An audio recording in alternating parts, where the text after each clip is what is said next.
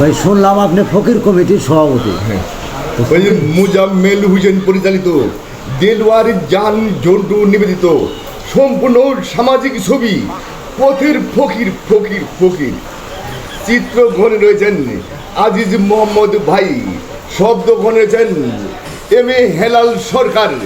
সম্পূর্ণ সামাজিক ছবি পথের ফকির ফকির ফকির ফকির।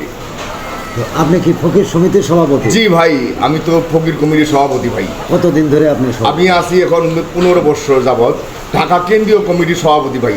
ফকির কমিটির কাজটা কি আপনাদের? ফকির কমিটির কাজ হলো আমার ফান্ড থেকে কিছু কিছু টাকা আমি গরিব অসহায় মানুষকে আমি বিতরণ করে থাকি ভাই। তো এবং কোনো বিয়ে শাদী মসজিদে মাদ্রাসায় এখানে আমি সাহায্য করি ভাই। বুঝছেন ভাই, আমি রবিউল ইসলাম রবি বলছি।